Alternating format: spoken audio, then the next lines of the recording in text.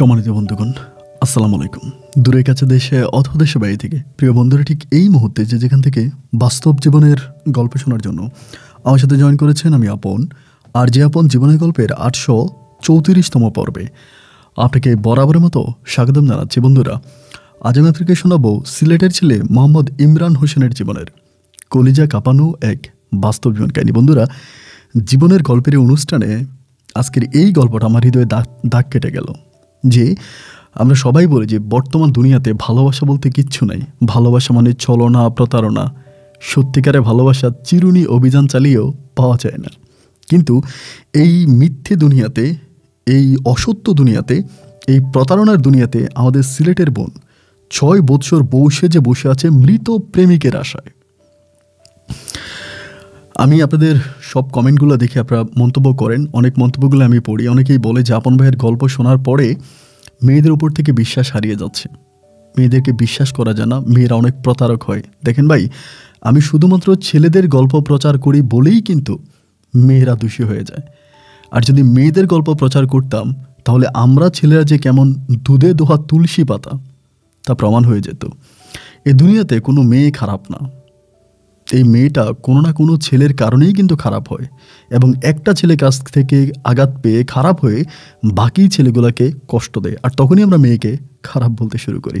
আমরা স্টোরি পড়ি কিন্তু আমরা বিহাইন্ড দ্য স্টোরি পড়ি না। প্রতিটা গল্পের পিছনে লুকিয়ে থাকে আরেকটা ভয়ঙ্কর গল্প।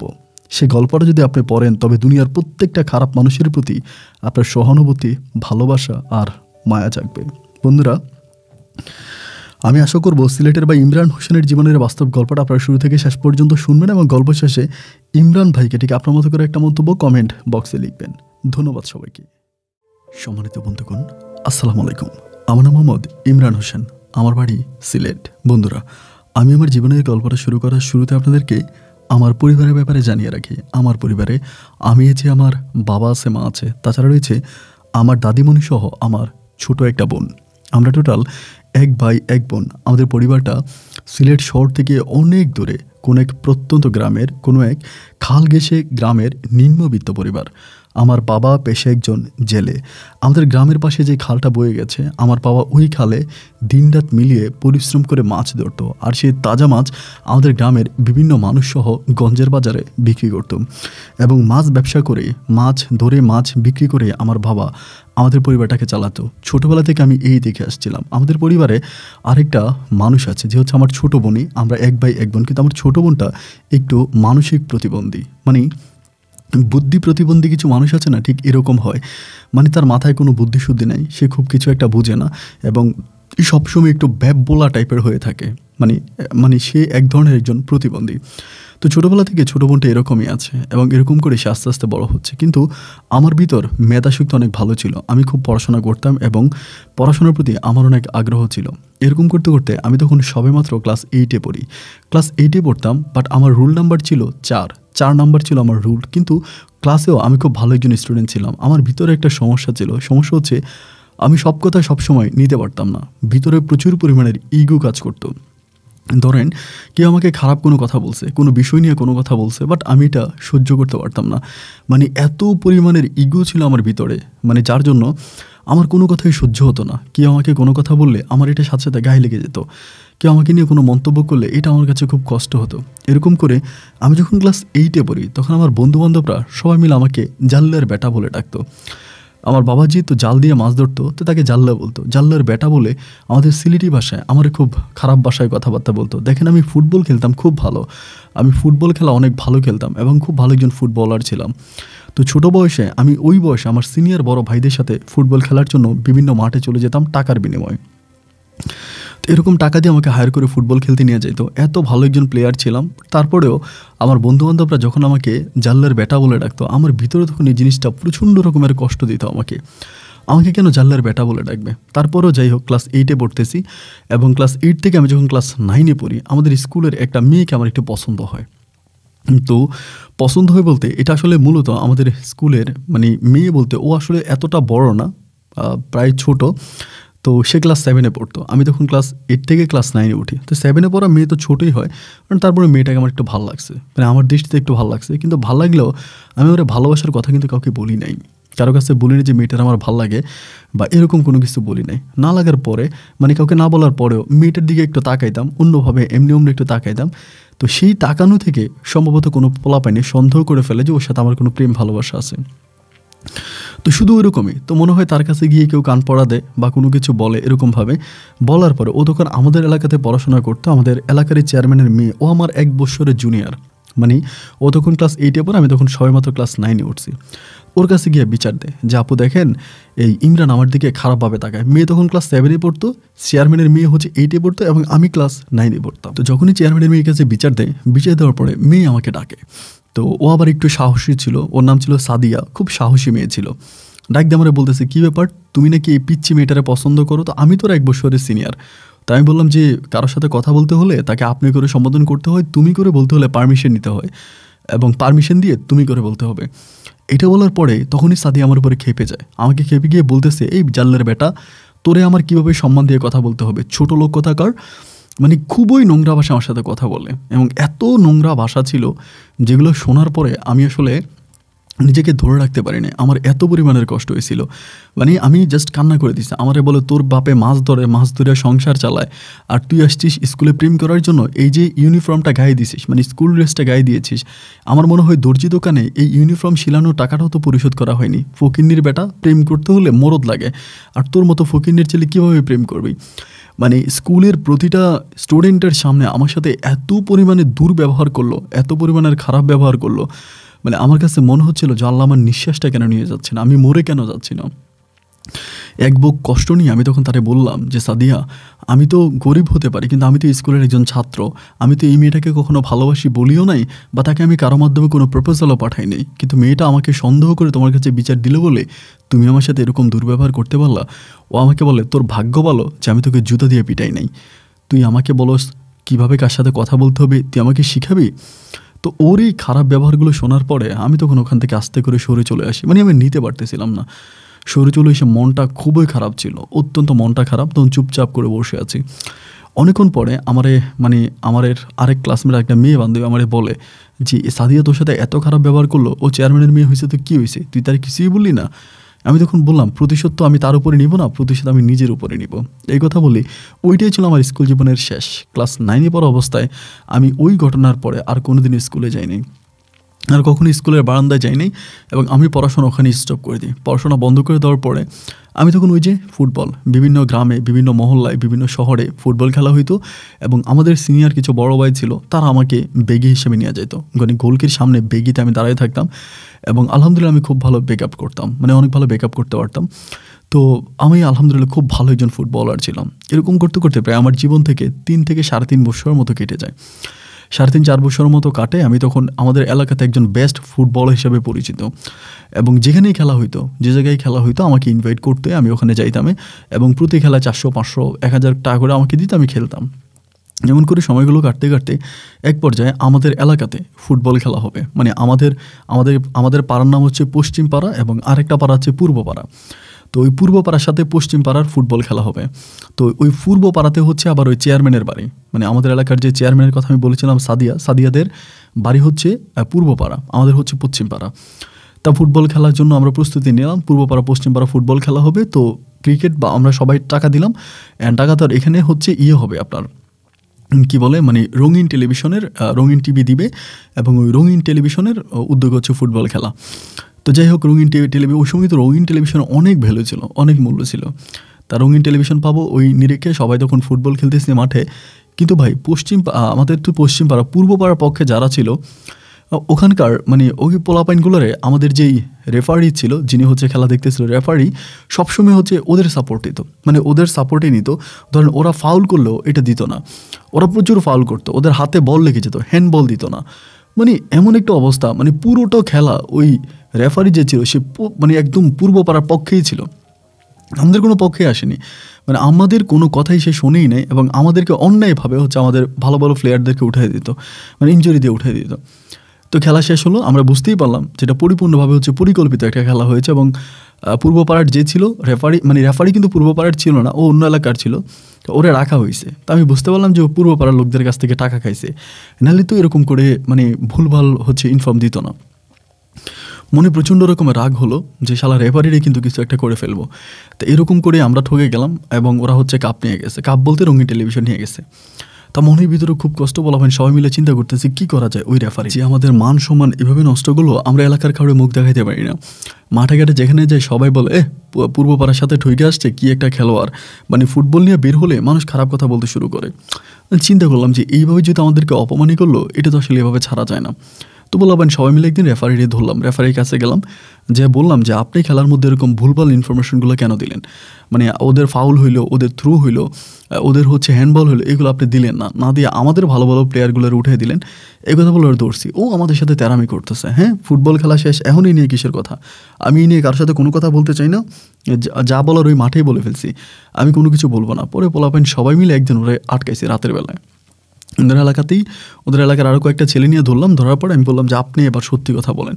আটকানোর পরে তিনি তখন দোষ দিতে আসছে যে মুকবুল চেয়ারম্যান, মানে মুকবুল চেয়ারম্যান নাকি ওনাকে ভুল ইনফরমেশন দিচ্ছে এবং মুকবুল চেয়ারম্যানের কাছ থেকে উনি টাকা খাইছে। মুকবুল চেয়ারম্যান বলছে যদি মানে পূর্বপাড়ার পক্ষে যদি সে কথা না বলে বা পূর্বপাড়ার পক্ষে যদি সাপোর্ট না দেয় তাহলে তাকে মারবে, এই ধমক দিছিল এবং এই জন্য উনি মায়ের ভয়ে উনি পশ্চিম পাড়ারে ঠকায় দিছে, এটা উনি বললো। তো এখন ওই মুকবুলই হচ্ছে সাদিয়ার বাবা, মানে সাদিয়ার বাবার নামে মুকবুল, এবং তিনি মানে প্রাক্তন চেয়ারম্যান ছিলেন ওই সময় আমাদের এলাকাতে। প্রাক্তন বলতে তখনও চেয়ারম্যান, ভারপ্রাপ্ত চেয়ারম্যান। আমাদের এলাকাতে নির্বাচন হয় নাই কোনো কারণে, তো সেজন্য উনি ভারপ্রাপ্ত চেয়ারম্যান রয়ে গেছে। যদিও এই লোকটার নামে প্রচুর পরিমাণের অভিযোগ, মানে উনি অনেক খারাপ, সবার কাছ থেকে টাকা পয়সা নিয়ে যায়, সুদ খায়, ওনারা কেউ আসলে ভোট দিতে চায় না। একবার কেমনে কেমনে পাস করছে, এরপরে মামলা টামলা দিয়ে নির্বাচন পুরো বন্ধ করে উনি পুরো ইউনিয়নে টাকা পয়সা মেরে খাচ্ছে। তো যাই হোক, ওনারা আর কেউ বলে না, কেউ কোনো কিছু বলে না, এমন করে তখন উনি এটা করলো। তবে তো পোলাপাইনে সবার মাথায় রক্ত উঠে গেল, কিরে আমাদের গ্রামবাসী আমাদের সবার কাছে আমাদেরকে এইভাবে ছোটো করলো, প্রতারণা করলো, এবং ওই শালা রেফারিরে মুকবুল চেয়ারম্যানের টাকা টুকা দিয়ে ফিট করে আমাদেরকে ঠকাই দিল, তাইলে তো এটা মানা যায় না। তাই মুকবুল চেয়ারম্যানের উপর আমরা প্রতিশোধ নিতে পারি না, কারণ ওর সাথে অলওয়েজ যে পোলাপাইন থাকে এবং তিনি মোটামুটি অনেকটা ইয়াং, মানে এরকম না যে অনেক বৃদ্ধ, ইয়াং টাইপের একজন মানুষ। তো এখন তারা তো আমরা হিট করতে পারি না, তারে কীভাবে আঘাত করা যায়। একদিন সবাই মিলে সিদ্ধান্ত নিলাম যে তার মেয়ের একটা ক্ষতি করব। এখন মেয়ে যে পরিমাণের ইগো, ও তখন কলেজে পড়তো, আমাদের এলাকার এটা কলেজে পড়তো, বাট প্রচুর পরিমাণের ইগো, কারোর সাথে কোনো কথা বলতো না, নিচের দিকে তাকিয়ে কলেজে যাইতো এবং নিচ দিকে তাকিয়ে কলেজ থেকে চলে আসতো। এরকমভাবে হচ্ছে তারা, মানে ও এরকম করতো। তো এখন পোলাপাইনি বললাম যে তারা কেমনে আটকান যায়, কীভাবে ধরা যায়। তো এমন করে তো ধরার কোনো সুযোগ পাইতেছি না। পরে সবাই মিলে একদিন সিদ্ধান্ত নিলাম যে ও যখন কলেজ থেকে ফিরবে, আমাদের এলাকাটা মানে একটু নিম্নবিত্ত এলাকা আর কি, নিম্নবিত্ত বলতে মানে নিচের এলাকা। তো আমাদের এলাকায় কিন্তু মানে যে রাস্তাঘাটগুলো আছে এগুলো মোটামুটি আমাদের এখান থেকে দূরে, তো মোটামুটি অনেক দূরে সে বাস থেকে নামবে, নেমে ওই এলাকাটাতে হেঁটে আসে। তো সবাই মিলে সিদ্ধান্ত নিলাম ওই হেঁটে যে আসবে না, ওই মধ্যখানে তারা ধরে ফেলবো এবং তারা ওইখানে ধরে তারা প্রয়োজনে মানে হেনস্থা করবো, তারা মারবো এবং মাইরেটারা তারা হচ্ছে তার বাবার প্রতিশোধটা তার উপর দিয়ে নিয়ে যাব। এরকম একটা পরিকল্পনা করলাম। করার 2 দিন পরে, তখন বৃহস্পতিবার ছিল, মানে পরের দিন শুক্রবার। তাই না, আমার কথা হচ্ছে আমরা চিন্তা করলাম যে বৃহস্পতিবার তারা ধরবো, 2টা কোথাও নিয়ে আটকায় রাখবো রাতের বেলায়। এখন চেয়ারম্যান খোঁজাখুঁজি করবে, এলাকার সব মানুষ জেনে যাবে যে চেয়ারম্যানের মেয়েরা পাওয়া যাচ্ছে না, তখন চেয়ারম্যানের মান সম্মান সব ধূলিসাৎ হবে এবং পরের দিন শুক্রবারে ওরা ছেড়ে দিব। বৃহস্পতিবার রাতে কোথাও না কোথাও নিয়ে আটকায় রাখবো এবং পরের দিন শুক্রবারে তারা ছেড়ে দেবো। ওরকম একটা পরিকল্পনা করে আমাদের বাড়িতেই, আমাদের এলাকাতে একটা লন্ডনি বাড়ি আছে। তো ওই লন্ডনি বাড়ি একটা ছেলে আছে, ওই কিন্তু আমাদের পক্ষে, মানে আমাদের পক্ষেই খেলছে, আমাদের পক্ষেইও। ওরা তখন বললাম যে ওদের বাড়িতে কিন্তু কেউ থাকে না, মানে ওই কিন্তু ওই বাড়ির ছেলে না, অন্য বাড়ির ছেলে, বাট বাড়ির চাবি টাবি সব তার কাছে থাকে, ওই লন্ডনি বাড়ির দায়িত্বে ও আছে আর কি। তো ওরে বললাম যে দোস্ত তোদের বাড়িতে ওরে এমনি এমনি নিয়ে আটকায় রাখবো, সাদিয়ারে নিয়ে আটকায় রাখবো এবং চেয়ারম্যানের মান সম্মান ধূলিসাৎ করে দিবে, সাদিয়ারে ছেড়ে দেবে সকালবেলা। ওই তখন বলে ঠিক আছে, বাড়ির চাবি আমার কাছে আছে, তাহলে নিয়ে আসবি। পোলাপাইন সব মিলে তো ঘামটি বেড়ে বসে আছি, মানে কিছু পোলাপাইন স্টেশনে আছে, কিছু আবার গ্রামের মধ্যে আছে। আবার মধ্যখানে আমরা তখন কি করলাম, ওই যে মুখের মধ্যে মুখোশ পেঁচিয়ে গামছা বেঁধে ওরে ধরে ফেলছি। ওইখানে আসছে, ওরে ধরে ফেলছে এবং ধরে হচ্ছে ওর মুখের মধ্যে রুমাল টুমাল পেঁচিয়ে এরকম করে আলি জমি, মানে মানুষের ধান ক্ষেতের উপর দেওয়া টাইনা ওই লন্ডনি বাড়িতে নিয়ে গেছি এবং ওরা ওইখানে চোখ বেঁধে ফেলছে, মুখ বেঁধে ফেলছে, বাইন্দা লন্ডনি বাড়িতে নিয়ে গেছি এবং লন্ডনি বাড়িতে নিয়ে যাওয়ার পর ওইখানে নিয়ে ওরা বাইন্দা ফেলছি। পরে এলাকা থেকে খোঁজখবর নিতেছে কী অবস্থা ওই সময়। তো এরপরে মাগরিবের পরে আস্তে আস্তে চেয়ারম্যান তখন তার মেয়েরে খুঁজতে পারিয়ে গেছে। চেয়ারম্যান যথেষ্ট চালাক ছিল, কাউরে জানাচ্ছে না যে মেয়ে যে ঘরে আসে নাই, এটা কাউরে বলতেছে না। মোটামুটি রাত 9টা পর্যন্ত সে বিষয়টা ধামাচাপা দিয়ে রাখছে এবং 9টার পরে চেয়ারম্যানের বউ তখন চিৎকার দিয়ে মানুষকে বলা শুরু করছে যে আমার মেয়ে তো ঘরে আসে নাই। ওনার একটাই মেয়ে, কোনো ছেলে নাই, মানে এক বাপের এক মেয়ে ছিল চেয়ারম্যানের মেয়েটা। এখন সবার কাছে বলা শুরু করছে চেয়ারম্যানের বই। বলার পরে এইবার তো মানুষ লাঠি সোটা নিয়ে নেমে গেছে, কই গেছে, এই মেয়েরে খোঁজা শুরু করছে। আমরাও তখন মানে সাথে সাথে খুঁজতেছি। তো খুঁজতে খুঁজতে রাত প্রায় 12টা-1টার মতো বাজে গেছে। তো 12টা-1টার মতো বাজে গেছে, তারা আর খুঁজে মানে চেয়ারম্যান আর খুঁজে পাইল না। আমরা সব খুঁজতেছি চেয়ারম্যানের সাথে যে ভাই কই গেল, যাতে আমাদেরকে সন্দেহ করতে না পারে। এমন করে খোঁজাখুঁজির এক পর্যায়ে দেন এবার রাত 1টার দিকে আমরা তখন আসছি ওই বাড়িতে। আসার সময় আমরা আবার চা কফি মিষ্টি টিষ্টি ওইটা নিয়ে আসছি, রাতের বেলায় খাবো। এবং সেখানে আমাদের 2টা বন্ধু আছে, ওই 2টা আবার নেশা করে। তারা তখন কী করছে, ওই যে নেশা জাতীয় কিছু দ্রব্য নিয়ে আসছে। তো এখন তারা যে নেশা করবে, বাকিরা সবাই বলতেছে সবাই মিলে নেশা করবে। আমি বলতেছি আমি নেশা করবো না, মেয়েরে কিন্তু বাইদা রাখছি, মানে মেয়েরে বাইদা রাখছি, তার মেয়ের সামনেই কিন্তু এইসব কাহিনী হচ্ছে। ওর কিন্তু চোখ বাঁধা, মানে খাটের সাথে হাত বেঁধে রাখছি, চোখ বেঁধে রাখছি। আমরাও কথা বলতেছি খুব আস্তে আস্তে, যাতে ও বুঝতে না পারে, কিন্তু ও এরকম করেই সজাগ আছে। এমন করে খাইতে খাইতে মোটামুটি সবাই নেশা করছে, আমি কিন্তু করি নাই। এখন নেশা করা অবস্থায় সবাই বলতেছে যে ওরে আজকে শেষ করে দিব, মানে নেশা করার পরে বলতেছে যে তো নিয়েই আসছি, এখন ওরে শেষ করে দিব, ওর সাথে খারাপ কাজ করব, করে ওরে মাইরা গাঙ্গে বাসায় দিব। আমাদের এখানে যে গাং আছে, গাঙ্গে ফালাই দিব, গাং দিয়ে বাসায় চলে যাবে। সবাই মিলে তখন এই পরিকল্পনা করলো যে ওর সাথে খারাপ কাজ করবে। আমি কিন্তু নেশা ছিলাম না ওই সময়, সম্পূর্ণ আমি ভালো ছিলাম, মানে নেশা করি নাই।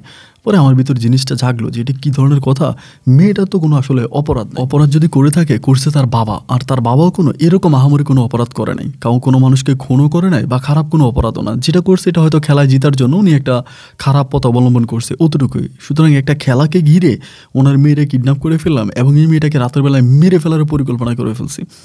তখন আমার বিবেকের মানে করা নাড়ছে। বিবেক নাড়ার পরে আমি তখন চিন্তা করলাম যে না, এটা ঠিক হবে না, এটা ঠিক হবে না, এবং এই কাজটা করা মোটেও ঠিক হবে না। এবং ও কিন্তু বুঝতে পারছে, ওই মেয়ে কিন্তু কান্নাকাটি শুরু করে দিয়েছে ওই সময়।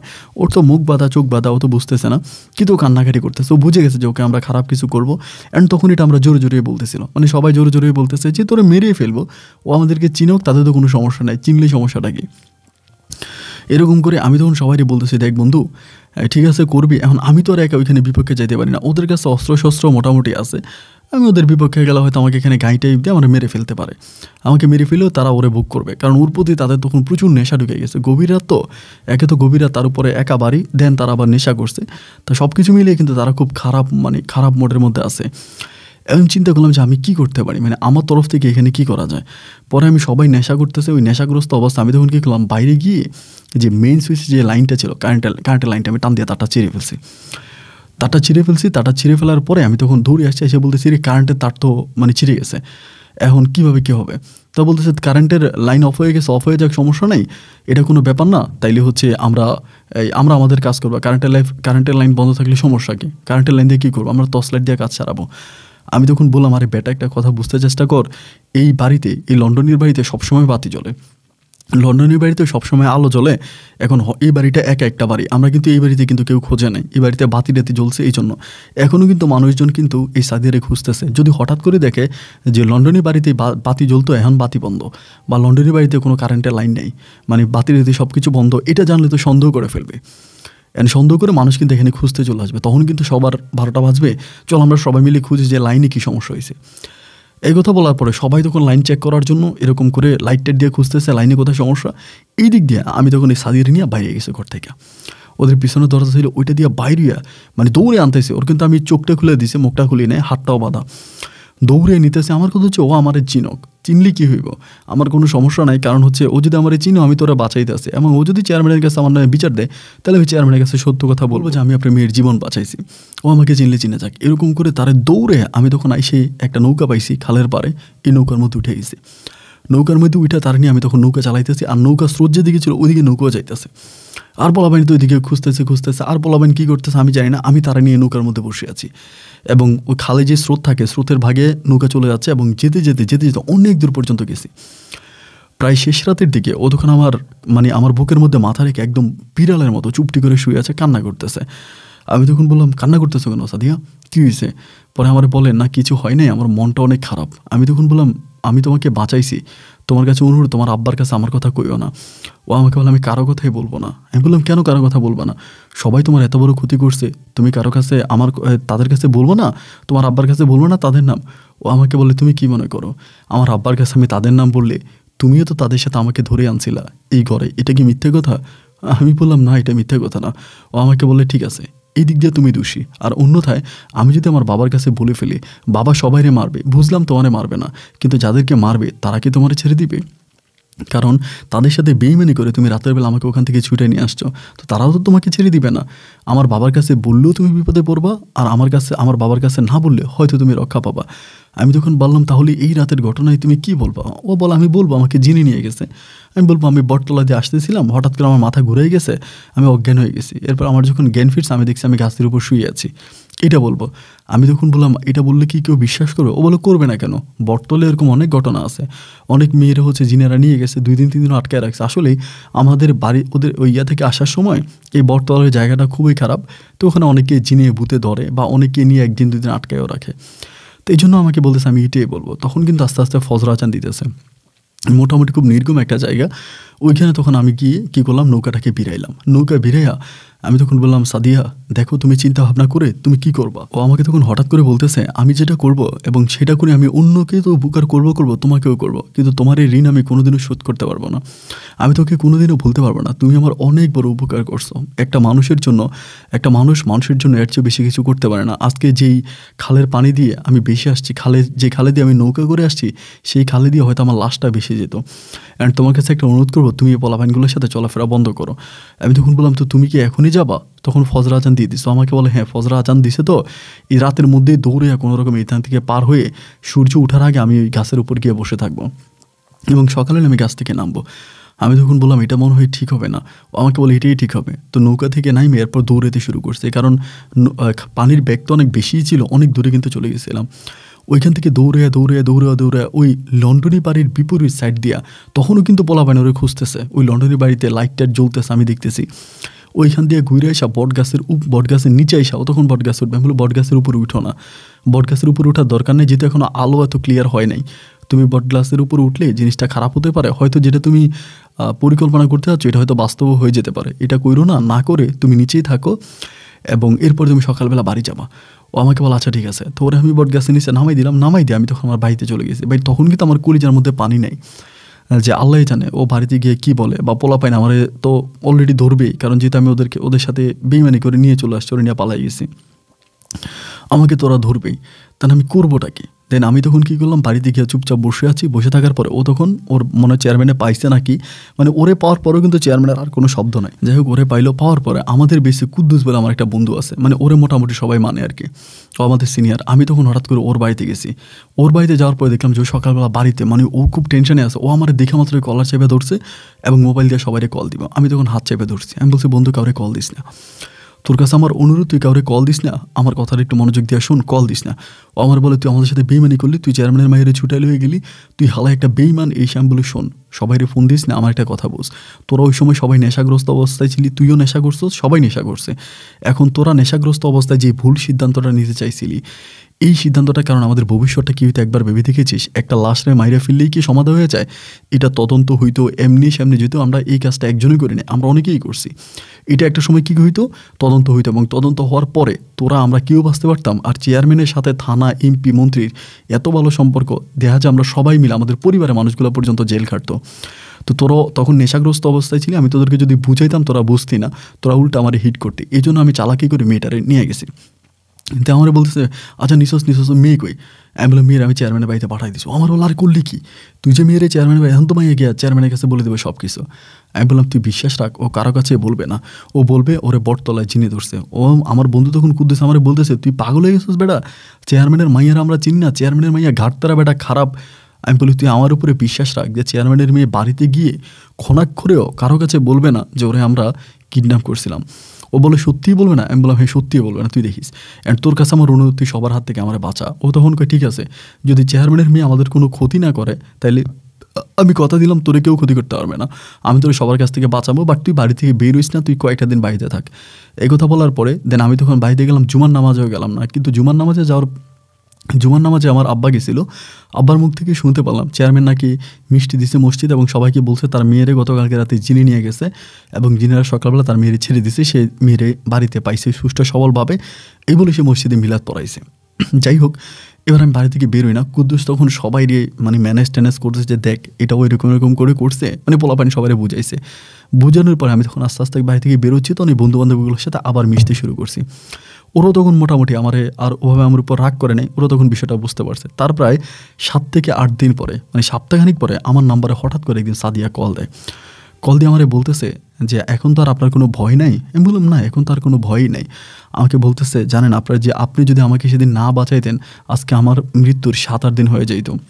আপনি পোলাপাইনগুলোর সাথে চলাফেরা বন্ধ করেন, এরা নেশাগ্রস্ত অবস্থায় যে কোনো খারাপ কাজ করে ফেলতে পারে, ওদের কাছ থেকে দূরে থাকেন, ওদের সাথে খুব একটা মিশেন না। আমি বললাম যে না, আমি এদের সাথে খুব একটা মিশি না, আর এই নিয়ে আমার কোনো অভিযোগ নেই। ও তখন আমাকে বলে আজকে আমার হঠাৎ একটা কথা মনে পড়তেছে, যার জন্য আমার অনেক খারাপ লাগতেছে, আমি আপনাকে একটু দেখতে চাই। আমি তখন বললাম না, চেয়ারম্যানের বাড়ি আশেপাশে যাওয়া যাবে না, এরকম একটা ঘটনার পরে কি আর যাওয়া যায়? ও আমাকে বলে আজকে আমার আব্বা বাড়িতে নেই, আব্বা সিলেট শহরে গেছে, আপনি আসেন সন্ধ্যার পরে আমাদের বাড়ির পিছনে আমারে কল দিয়েন। আমি তখন বললাম কেন? ও আমাকে বলে আইসেন প্লিজ। চিন্তা করতেছি আবার আমার ধরাই দিব কিনা। আবার ভাবলাম যে 1 সপ্তাহ যেহেতু কারো কাছে বলে নাই, তাহলে ধরাবে বলে মনে হয় না। তারপরেও আধা বিশ্বাস আর আধা সন্দেহ নিয়ে আমি তখন ওদের বাড়ির পিছনে যাই। বাড়ির পিছনে যাওয়ার পরে ওর সাথে তখন আমার দেখা হয়।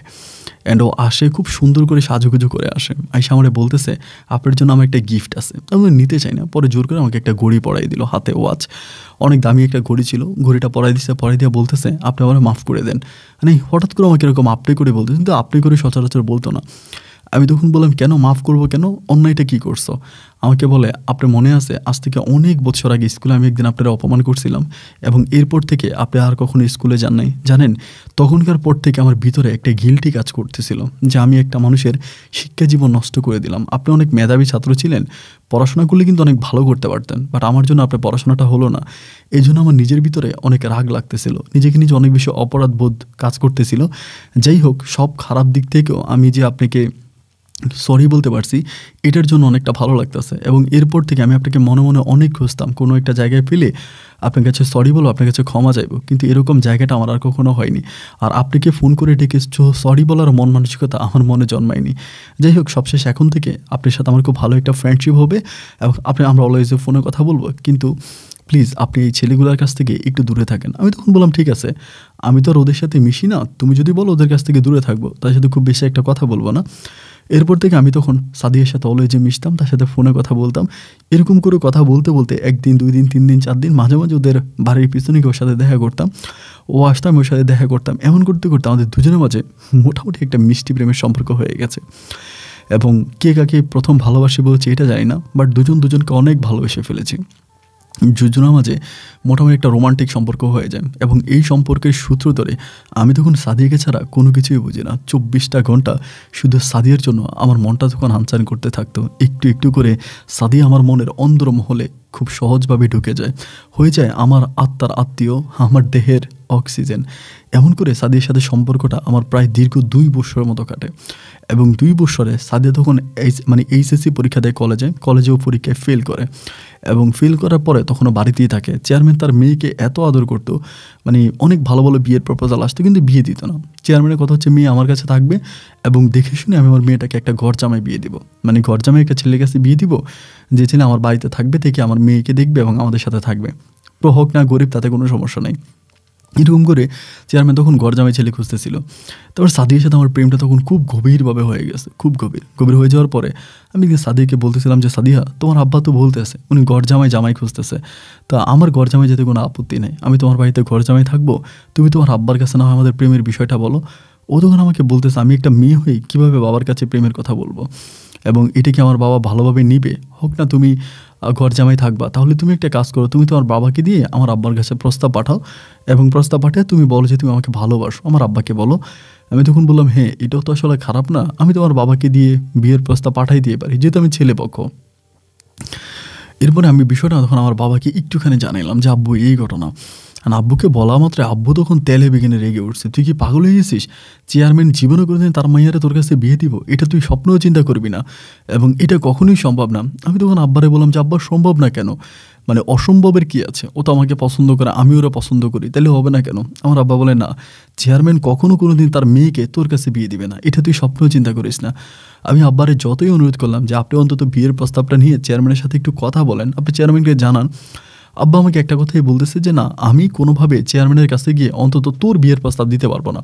কারণ চেয়ারম্যান এটা কখনোই মানবে না।" আর পূর্ব পাড়ার সাথে পশ্চিম পাড়ার অনেক আগ থেকেই হিংসা হিনারি, তারা কেউ কাউকে দেখতে পারে না। সুতরাং এটা হবে না। আমার আব্বা তখন মোটেও রাজি হলো না। আমি পারলাম না আমার আব্বাকে দিয়ে বিয়ের প্রস্তাবটা পাঠাইতে। অ্যান্ড এরপর থেকে আস্তে, আস্তে মনের ভিতরে খুব খারাপ লাগা কাজ করতেছে, কি করা যায়? এমন করতে, করতে চেয়ারম্যান তখন তার মেয়ের জন্য ছেলে খুঁজতেছে। সাদিয়া তখন আমাকে বারবার বলতেছে, "তুমি কিছু একটা করো।" আমি তখন বললাম, "আমার পক্ষে তো কিছু করা সম্ভব না এবং আমি আমার বাবাকে এই কথা বলতেও পারব না।" পরে সাদিয়া বলছে, "তাহলে আমি চেয়ারম্যানকে বলবো?" আমি বললাম, "হ্যাঁ, তুমি বলতে পারো। তুমি বলে দেখো যে তোমার আব্বা কী বলে এবং তোমার আই হোপ যে তোমার আব্বা অবশ্যই ভালো কিছু বলবে। তুমি কথা বলো।" ওই সময় কিন্তু চেয়ারম্যানের সাথে আমার সম্পর্ক খুব ভালো। রাস্তাঘাটে দেখা শুনলে মানে দেখা টাকা হইলে সালাম দেই, "কাকা কেমন আছেন? ভালো আছেন?" আমার সাথে খুব ভালো সম্পর্ক। সে জায়গা থেকে সাদিয়া তখন তার বাবাকে বলে দিছে যে, "এই ঘটনা, আমি ইমরানকে পছন্দ করি এবং ইমরান আমাদের বাড়িতে ঘর জামাই থাকতে রাজি আছে। তুমি ইমরানের সাথে আমার বিয়ে নিয়ে কথাবার্তা বলতে পারো।" অ্যান্ড এই কথা বলা মাত্র চেয়ারম্যান তখন মানুষ থেকে অমানুষ হয়ে গেল। মেয়ের গায়ে উনি হাত তুলছে। উনি, সাদিয়া বলতেছিল যে তার জন্মের পরে কখনো তার মনে নাই যে তার বাবা তার গায়ে হাত তুলছে বা তারে মারছে, এটা তার মনে নাই। কিন্তু চেয়ারম্যান ওইদিন সাদিয়ার গায়ে হাত তুলছে, প্রচুর মারছে। মাইরা বলছে, "এই কথা তুই স্বপ্নেও চিন্তা করবি না যে ওর মতো ছেলের কাছে, জাল্লের কাছে আমি তোরে বিয়ে দিব।" আমার আব্বা কিন্তু তখনও ওই যে মাছে ধরতো, তখন আব্বার ব্যবসা চালাই যাইতেছে। মানে বলতেছে যে আমি জাল্লের কাছে আমার মেয়ের বিয়ে দিব, এটা কখনোই হতে পারে না, এটা তুই কখনোই স্বপ্নেও চিন্তা করিস না। এবং একইভাবে চেয়ারম্যান তখন এই সাদিয়াকে আরও ভালো থেকে বিয়ে দেওয়ার জন্য ছেলে খুঁজতে শুরু করে। আর সাদিয়ার সাথে তখন আমার ফোনে কথা হয়। সাদিয়া আমারে বলতেছে, "তুমি তাড়াতাড়ি কিছু একটা করো, কিছু একটা করো অ্যান্ড কিছু একটা করে আমাকে বিয়ে করো, তা না হলে কিন্তু খুব খারাপ হয়ে যাবে।" আমি তখন বললাম, "তো কিছু একটা করে আমি কি করতে পারি? মানে আমার করণীয় কী আছে? অ্যান্ড তুমি আমাকে একটা জাস্ট সত্যি কথা বলো যে তোমার বাবা কি চাইলে জোর করে তোমাকে বিয়ে দিতে পারবে?" ও আমাকে বলে, "না, জোর করে তো কেউ কাউকে বিয়ে দিতে পারে না। আমার বাবা জোর করে আমাকে বিয়ে দিতে পারবে না। কিন্তু আব্বা বল প্রয়োগ করবে এবং বল প্রয়োগ করে বিয়ে দেওয়ার জন্য খুব চেষ্টা করবে।" আমি তখন সাদিয়াকে আবারও প্রশ্ন করলাম যে, "তোমার আব্বা কি জোর করে তোমাকে বিয়ে দিতে পারবে?" ও বলে, "না।" আমি বলি, "তাইলে তুমি ভয় পাচ্ছ কেন?" ও বলে, "ভয় পাচ্ছি এই কারণে যে তুমি কিছু করো না কেন? তুমি এভাবে ফুটবল খেলে পার করবা, এতে কি হবে? এভাবে তো হতে পারে না। তুমি কিছু একটা করার জন্য চেষ্টা করো, তুমি কিছু একটা করো।" আমি তখন বললাম যে আসলে আমি করবোটা কি? ও আমাকে বলে, "কিছু একটা করো।"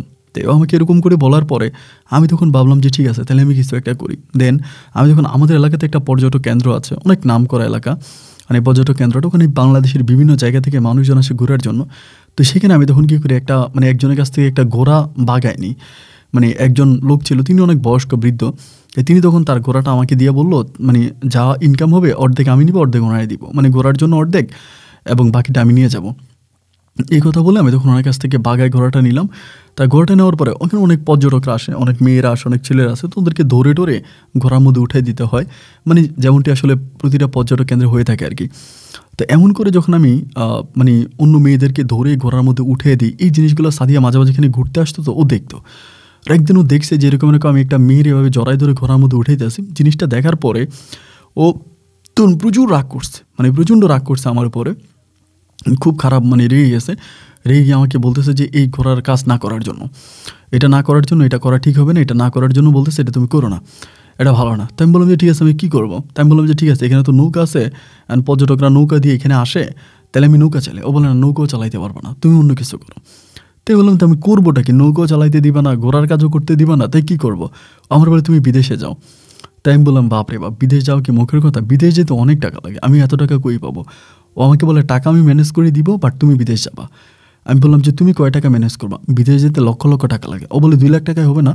আমি বললাম, 2 লাখ টাকা? 2 লাখ টাকা তুমি কই পাইবা? ওকে, আমার কাছে কিছু গয়নাগাটি আছে, আমার দাদি মারা যাওয়ার সময় আমাকে দিয়ে গেছে এবং এগুলো আমার বিয়ের সময় আমার আব্বু আমার কাছ থেকে এই পর্যন্ত নেয় নেই, আমার যখন বিয়ে হবে তখন আমি ব্যবহার করবো, বাট এগুলো আমার কাছে আছে। ওখানে প্রায় 2 লাখ 2.5 লাখ টাকার মতো গয়না হবে, মানে ওর দাদি ওরে দিয়ে গেছে, এগুলো যে তুই নিয়ে যাস, ওরে দিয়ে গেছে। এবং এই গয়নার বিষয়ে ওর মা, ওর বাবা ওর কিছু জিজ্ঞেস করে যে গয়নাগুলো কোথায় আছে বা কোন জায়গায় আছে, এগুলো ওর কাছে আছে। ও বলে, তো গয়নার বিষয়ে তো আব্বা আম্মা কিছু বলতেছে না, আমি গয়নাগুলো বিক্রি করে তোমাকে টাকা দিব এবং তুমিও কিছু টাকা ইনকাম করে বা জোগাড় করে তুমি তখন বিদেশে চলে যাও।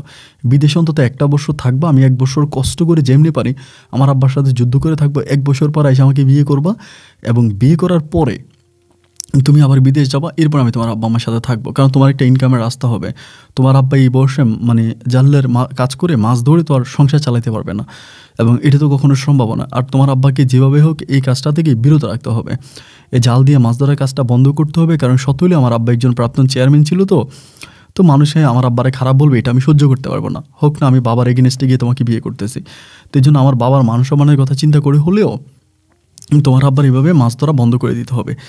আমি বললাম যে আচ্ছা ঠিক আছে, সমস্যা নয়, এটা না হয় বন্ধ করা যাবে, কিন্তু 2-2.5 লাখ টাকা দিয়ে কীভাবে বিদেশ যাবো? বিদেশ যেতে আরও টাকা লাগে।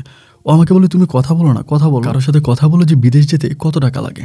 আমি বললাম আচ্ছা ঠিক আছে। পরে আমি কথা বললাম, আমাদের এলাকার এক দালাল আছে, ও আবার সব দেশে লোক পাঠায়, ওরে বললাম।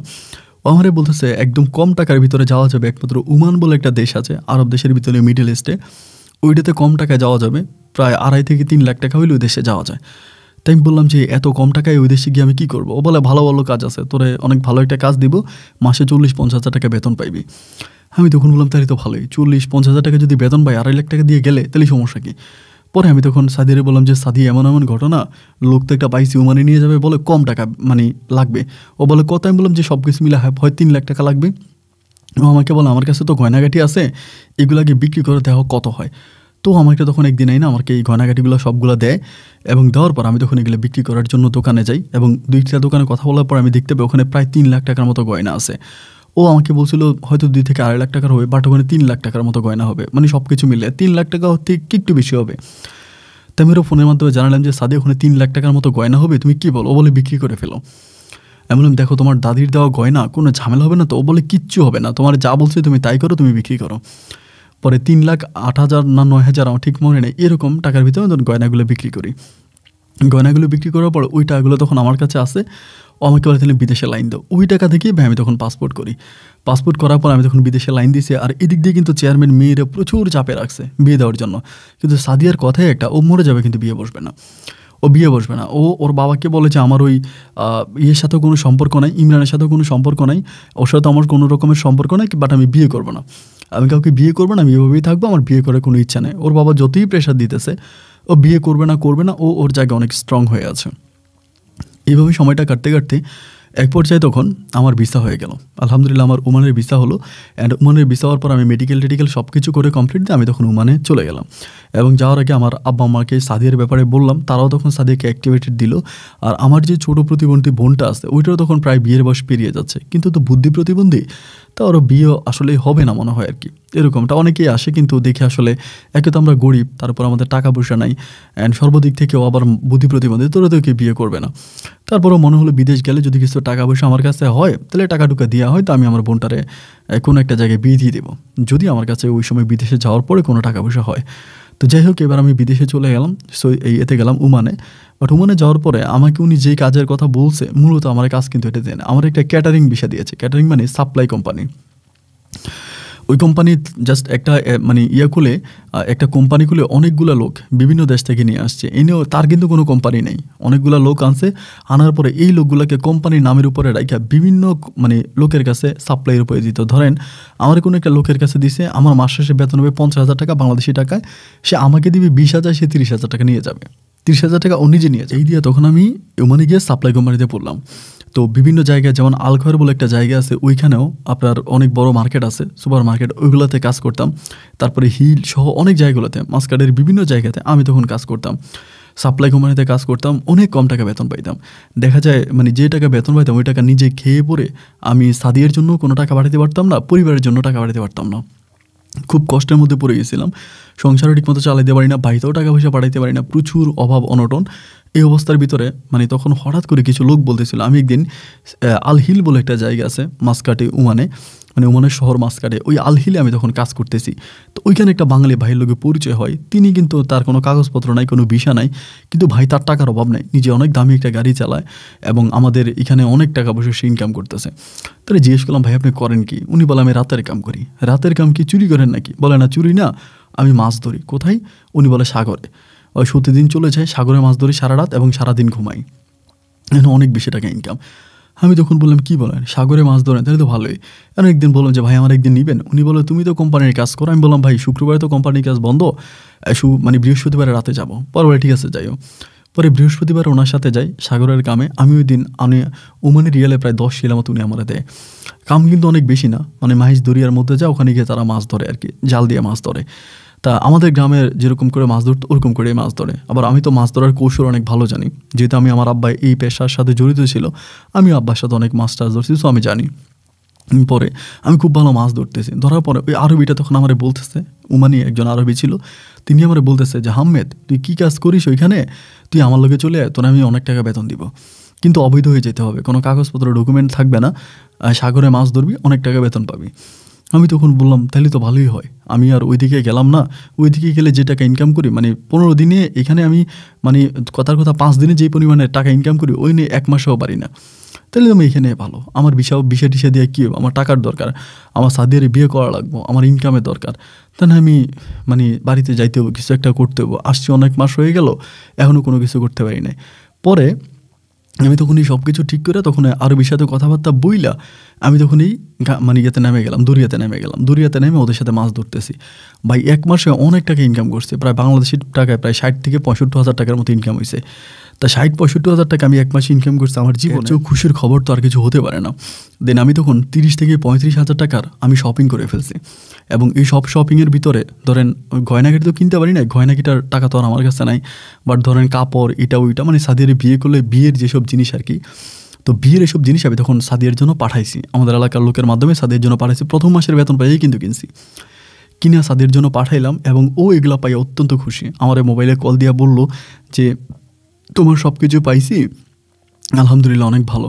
এরপরে মাসে আবার কাজ করলাম, এরপরে মাসে কাজ করার পরেও তখনও কিছু টাকা ইনকাম করলাম, ওইটা দিয়া আমি তখন তার জন্য কিছু গয়না কেটে পাঠাইলাম, কারণ আমার তো আর কোনো নাই, আমি তো মানে বিদেশে আসার সময় যত টাকা লাগছে সব তো ওই দিছে, তার জন্য কিছু গয়না কেটে আমি তখন পাঠাইলাম, ও তখন গয়নাগুলো পাইলো, অত্যন্ত খুশি হলো। মানে বিয়ে করার জন্য যে সমস্ত সরঞ্জামগুলো দরকার আর কি, জিনিসপত্র সব কিছু আমার জন্য পাঠাই দিয়েছে, এবার শুধু বাড়িতে যাব আর বিয়েটা করব। তো এমন করতে করতে ভাই একটা জিনিস সত্য কথা, যারা বিদেশে গিয়েছেন তারা জানেন, যারা প্রবাসে আছেন, মানে প্রবাসে যাওয়ার পরও হয় কি জানেন, মানুষের মাইন্ড কিন্তু চেঞ্জ হয়ে যায়। একটা মানুষ বাড়িতে থাকা অবস্থায় তার মাইন্ড সেট আপটা যেরকম থাকে, বাট প্রবাসে যাওয়ার পরে তার এই মাইন্ড সেট আপটা পরিবর্তন হয়ে যায় সম্পূর্ণভাবে। তো দেশে থাকতে আমার যেরকম সাদিয়াকে বিয়ে করব এবং সাদিয়াকে আমার বিয়ে করাই লাগবে, আমি ভিক্ষা করে খাবো সাদিয়াকে নিয়ে, তারপরে ওইরকম একটা জিনিস কিন্তু ভিতরে কাজ করতেছিল। বাট ওমানে যাওয়ার পরে যখন 60,000-70,000 টাকা মাসে ইনকাম করতেছি, তখন ভিতরে আরও বেশি টাকা ইনকাম করার জন্য জোশ লাগতেছে, যে আরও বেশি টাকা ইনকাম করবো, আমাকে আরও বেশি টাকা ইনকাম করতে হবে, এরকম জোশটা তখন মনের ভিতর জাগতেছে। মানে 1 বছর কেটে গেছে ওমানে, তো 1 বছর পরে সাদিয়া আমার বলতেছে তুমি আসতেছো না কেন, ও তখন আমাদের বাড়িতেও যাচ্ছে, একটু কেটে আমার আব্বা আম্মার সাথেও কথাবার্তা বলতেছে। কারণ চেয়ারম্যানের যেহেতু আর ছেলে মেয়ে নাই, সে তার মেয়ে যেহেতু বিয়ে করতে চাচ্ছে না, সেও আর জোর জবস্তি করে মেয়েকে বিয়ে দিচ্ছে না, যেহেতু মেয়ে বিয়ে করে না, চেয়ারম্যানের সাথে মেয়ে তখন রয়ে গেছে, থাকতেছে, আলহামদুলিল্লাহ কোনো সমস্যা নাই। অ্যান্ড এইভাবে সময়গুলো কাটতে কাটতে একটা পর্যায়ে বিষয়টা এরকম হয়ে গেল যে চেয়ারম্যান ওকে বিয়ে দিয়েই ছাড়বে, মানে ওইরকম করে ওকে চাপ দিতেছে। ও তখন আমাকে বলছে কিছু একটা করো, এদিক দিয়ে মানে 15-20 দিন খুব চাপে রাখছে। 15-20 দিন পর ও চেয়ারম্যানকে ডাইরেক্ট বলছে তুমি যদি আমাকে বিয়ের জন্য চাপ দাও আমি কিন্তু বিষ খাবো, আমি কিন্তু বিষ খেয়ে মরে যাবো। ওরকম করে যখন চাপ দিছে তার চেয়ারম্যান আবার ঠান্ডা হয়ে গেছে। হ্যাঁ, এরকম করে কাজ করতে করতে ভাই একদিন হঠাৎ করে আমরা একদম মাছ ধরিয়া মানে মাছ ধরতেছে ট্রলার দিয়া, এমন সময় আমাদের সাথে 2টা ভাই, 2জন আর কি, ওনাদের 2জনের বাড়ি কিন্তু ভাই কুমিল্লাতে। এই 2জন হঠাৎ করে বলতেছে তারা এখান থেকে এই জাহাজে কোনো অন্য জাহাজে উঠে যাবে।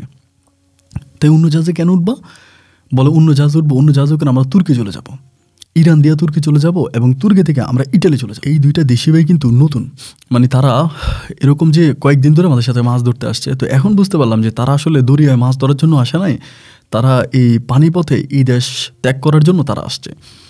তারা দরিয়াতে মাছ ধরতেছে এবং ওই পরিকল্পনা করে তারা মাছ ধরতেছে, তারা আজকে রাতে চলে যাবে এটা বলতেছে। হ্যাঁ, হঠাৎ করে মানে আমার ভিতরও মানে ইউরোপটা কিন্তু আমার ভিতরে অনেক দিন ধরে একটা স্বপ্ন ছিল, ইউরোপে যাব, এবং ইউরোপে গেলে যদি আমার গ্রিন কার্ড হয়, পাসপোর্ট হয়, তাহলে আমি আমার বউ সাদিয়ারে ইউরোপে নিয়ে যাব, 2জনে ইউরোপ থাকবো। এই জিনিসটা তখন মনের ভিতরে জাগলো। তা কুমিল্লার এক ভাই আছে, ওনার নাম হাসান ভাই। তারপর বললাম যে হাসান ভাই টাইম কীরকম লাগতে পারে ওইখানে যাওয়ার জন্য? উনি আমার বলে দূর ভাই 5-6 দিনের মধ্যে চলে যেতে পারবো। ওইখানে কিন্তু নেটওয়ার্ক নেই, আমি যে জায়গায় ছিলাম আর কি ওই ধরনের একদম মাইজ দরিয়া, ওইখানে কোনো ফোনের নেটওয়ার্ক নেই। তা ওরা তখন বলতেছে ওদের শিপ আসবে, ওরা শিপে মানে কোন বোর্ডে করে ওইটার মধ্যে যাবে, ওইটা দিয়ে ওরা চলে যাবে। এখন আমি কি করব, আমার তখন মাথার ভিতরে একবার মনে আমি চলে যাই, ওদের সাথে চলে যাও। আমার কাছে কিন্তু ওই দিনের টাকাও ছিল, মোটামুটি যে টাকা লাগবে যাওয়ার জন্য ওই টাকা আমার সাথেই থাকে। যেহেতু ধরেন দরিয়াতে কাজ করে টাকা বাসায় রাখি না, কোন সময় পুলিশ এসে বাসায় অভিযান চালায় ধরে টাকা ঢুকে নিয়ে যায়, এই জন্য টাকা সব লঞ্চেই রাখি, যে লঞ্চ দিয়া মাছ ধরি ওই লঞ্চের ভিতরে সমস্ত টাকা পয়সা থাকে। পরে ভাবলাম টাকাও আছে, কাপড় চোপড় আছে, চলে যাবো নাকি, 5-6 দিন লাগবে, ইতালি চলে যাবো। ইতালি গিয়ে তখন সাদিয়ার সাথে কথা বলবো, আমি ইতালিতে গেলে সাদিয়া আরও খুশি হইব যে আমি ইউরোপের দেশে চলে গেছি, এবং ওরও তো অনেক ইচ্ছা, ও তো খুশি হবে। এই ভুটটা তখন ভাই মাথার মধ্যে চাইবা বসলো। ওই দরিয়াতে বসে আমি তখন দুই ভাইরে বললাম যে ভাই আপনাদের দালালকে, বলে দালাল আছে ওই লঞ্চের মধ্যে, দালাল যে মাছের গাড়ি ইয়াতে শিপে করে যাবো ওইটা আমাদের দালাল আছে। বললাম ঠিক আছে, তাহলে দালালের সাথে কথা কমো। দালাল আইলো, দালাল আসার পর দালাল বলতেছে ওমানি রিয়াল এখন তারে 500 রিয়াল দেওয়া লাগবো, তাহলে সে নিয়ে যাবে। তা আমার কাছে মোটামুটি ওই সময় প্রায় 2000 রিয়ালের কাছাকাছি আসে, বাংলাদেশি টাকা কিন্তু অনেক টাকা, এবং এই টাকাটা কিন্তু আমি দেশে যাওয়ার জন্য রাখছিলাম, দেশে যাবো বিয়ে শাদী করবো এই জন্যই। ওইখান থেকে 500 রিয়াল রওনা দিয়ে দিলাম, দিয়ে বললাম যে ভাই আমি সেও যাবো। পরে বলে আয়, তখন আমরা 3 জনে রওনা দিলাম। ওই শিপ থেকে আরেকটা শিপে উঠে গেছি। ওই শিপের মধ্যে তখন আমাদেরকে ইরানে প্রথমে নিয়ে গেছে, এবং ইরান নিয়ে যাওয়ার পরে ইরান থেকে মোটামুটি কোনো ঝামেলা হয় নাই। ইরানে থেকে আমরা শিপ পাল্টাইছি, জাহাজ পাল্টাইয়া ওইখান থেকে আমরা তখন কিন্তু অলরেডি অনেক দিন চলে যাইতেছে। আর এদিকে কিন্তু সাদিয়ার সাথে আমার কোনো যোগাযোগ নাই, পরিবারের সাথে কোনো যোগাযোগ নাই। তারা জানি টেনশন করে মরে যাইতেছে কিনা, আমি এই বিপদে আছি যে না তারা টেনশন করতেছে না, কিছু করতেছে না, কোনো সমস্যা, আমি তো ওই টেনশনের মধ্যে আছি। যাই হোক, এরপরে সেখান থেকে আমি তখন এই ইরান থেকে আবারও পানিপথে রওনা দিলাম তুর্কি থেকে যাব আমরা হচ্ছে ইয়েতে ইতালি। আমাদের লাস্ট গন্তব্য হচ্ছে ইতালি, তুর্কি পর্যন্ত যাবো, তুর্কি থেকে ইতালি যাব। এই পরিকল্পনা করে ভাই তখন বসে আছি লঞ্চের মধ্যে, এবং এই যখন ইরান থেকে রওনা দিলাম, ইরান থেকে রওনা দেওয়ার পরেই আমাদেরকে ওইখানে হচ্ছে মানে কোস্টগার্ড, ইরান নাকি কোন দেশের কোস্টগার্ড জানি না, তারা ধরে ফেলে, মানে ধরে ফেলে বলতে তারা ওইটা চেক করে আর কি, লঞ্চটা চেক করে, যে লঞ্চে করে আমরা যাই মাছের শিপ বলে, মাছের জাহাজ, ওরে চেক করতে গিয়ে আমাদের 3 জনকে পায়। আমাদের কাছে কাগজপত্র আছে, আমরা কিছু দিতে পারি, এবং শিপের যে সার্ট ছিল যে কয়জন মানুষ আসছে শিপে কাজ করার জন্য, ওই সার্টও আমাদের নাম নাই, মানে আমাদের কোনো নাম নেই সার্টের মধ্যেও। তখন বুঝে ফেলে আমরা 3 জন অবৈধ। ওইখানে আমাদের 3 জনকে তখন ধরে ফেলে, এবং ধরে আমাদেরকে তখন নিয়ে যায়, কোন দেশে নিয়ে যায় আমি এটা জানি না, কোন একটা দেশে নিয়ে যায়, এবং ওই দেশে নিয়ে আমরা তখন জেলে ঢুকিয়ে দেয়। এবং জেলে ঢুকে দেয়, তখন জেলের মধ্যে পড়ে আসি। অবস্থা কিন্তু তখন খুবই খারাপ, মানে এতটাই খারাপ আসলে বলে বোঝানো যাবে না। জেলের মধ্যে আল্লাহ ডাকতেছি, আল্লাহ রহমত করো, আল্লাহ রহমত করো। জেলের মধ্যে টানা প্রায় 1 সপ্তাহের মতো রেখে দিয়েছে, এবং 1 সপ্তাহ পরে এই 1 সপ্তাহ কারোর সাথে কোনো যোগাযোগ করতে পারি না পরিবারে কারোর সাথে, না কোনো সাথে। তো এই জেল থেকে টাকা ছিল, যে ডলার রিয়ালগুলো ছিল, ওইগুলো দিয়ে কোনোরকম ওইখান থেকে 1 লোকের মাধ্যমে বের হইতে পারি। বের হওয়ার পরে ওইখানে 17 জনের একটা চক্করে আমি পড়ে যাই, 17 জন, এবং ওই 17 জনকে একটা ট্রিপ দিয়ে তুর্কি পর্যন্ত নিয়ে যাবে। এবং ওই 17 জনের ট্রিপে পড়ে তখন তুর্কির জন্য রওনা দিই, এবং রওনা দেওয়ার পরে সেখানে আরেকটা এলাকাতে আমাদেরকে আবার ধরে ফেলে, একইভাবে কোর্স গার্ডে ধরে ওইখান থেকে আটকায়, এবং আটকায় প্রচুর মারধর করে, অনেক মেরে আমাদেরকে ওইখানে আটকায় রাখে। বাইরে যারা পানিপথে ইউরোপে যাওয়ার পরিকল্পনা করে আমি তাদেরকে বলবো, পায়ে ধরে বলি ভাই এই কাজ ভুলও করেন না। আমাকে এত পরিমাণের কষ্ট যে মানুষ যায় একমাত্র সে জানে, যেতে পারলে সবাই মনে করে সাকসেস, কিন্তু যেই কষ্ট সে পেয়ে আসছে তার জীবনও সেটা ভুলতে পারবে না। তা আমাদেরকে আরেক জায়গায় আটকায়া এমন পরিমাণের মারে, ওই দেশের আর্মি হবে, মানে এত পরিমাণের মাইরে ওইখানে আটকায় রাখে একটানা 15 দিন, মানে সূর্যের আলো দেখি না, একটা ঘরের মধ্যে আটকায়। তখন বলে ফ্যামিলিতে টাকা দে 15 দিন পরে, 15 দিন আটকায় রেখে দেন বলে ফ্যামিলিতে ফোন কর টাকা আনার জন্য। তখন আমি কী করলাম, আমার আব্বার নাম্বারে কল করলাম। কল করার পর আব্বা তখন চিৎকার দিয়ে কাঁদতেছে।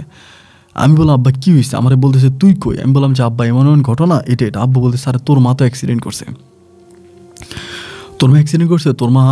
তোর মার অপারেশন লাগছে, অনেক টাকা লাগছে তোর মার 2টা পায়ে প্রায় বাদ হয়ে গেছিলো, অপারেশন হয়েছে, এখনও হসপিটালে আছে। কীভাবে মা অপারেশন কেউ বলে তোর মা পাগল হয়ে গেছে তোরে হারাইয়া, রাস্তা দৌড়াইতো, এরকম করতে করতে বটতলা দিয়া গাড়ির নিচে পড়ছে, এবং 2টা পায়ে প্রায় অবশ্য হয়ে গেছে। আমি বলি তুই তারপরে কী করলা? আমার আব্বা বলে আমার কাছে তো টাকা ছিল না, তুই তার আমার টাকা পাঠাস নাই। আমি তখন চেয়ারম্যানের কাছ থেকে টাকা নিয়েছি সুদের উপরে টাকা নিয়ে আমি ওরে ভালো করছি, মানে আমার মারে ভালো করছে। আমার আব্বা বলতেছে, আমি যখন বললাম তো চেয়ারম্যান তোমার টাকা দিছে? আমার আব্বা বলে হ্যাঁ দিছে। তাই আমি বললাম যে আব্বা আমি তো এরকম বিপদে পড়ছিলাম, আমার টাকা লাগবে। আমার আব্বা বলে আমি আর টাকা কই পাবো?